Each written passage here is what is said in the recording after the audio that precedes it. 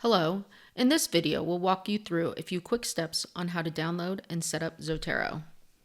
Step 1. Browser compatibility. Zotero is most compatible with Chrome or Firefox. Safari is supported, but updates may lag slightly behind. Therefore, we will be using Chrome as a browser of choice for this video. Step 2. Register for Zotero. First, go to zotero.org. Then, in the top right corner, click Login, where you will be asked to register for a free account. Fill in a username, email address, and create a password. Then select Register. You will now be able to sync your Zotero library across multiple devices. Step 3. Download Zotero. Now that you've registered, head back to the Zotero homepage and click Download.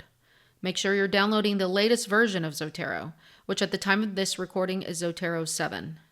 Zotero will automatically detect whether you're on a Mac or a PC and offer the right installer. Step 4. Install Zotero on your computer.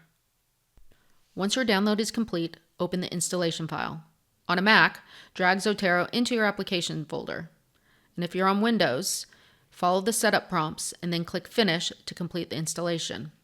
When the installation is complete, you will be able to launch Zotero, where you will see a library window that allows you to organize sources, notes, and folders, which we will go further into in the next video.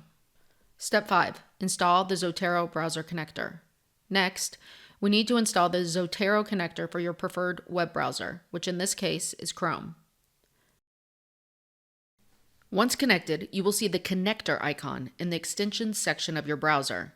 With just one click, this acts as a shortcut in letting you save articles, PDFs, and citations directly into your Zotero library. And that's it. You're now ready to use Zotero to collect, organize, and cite your research sources. In the next video, we'll show you how to navigate Zotero's interface.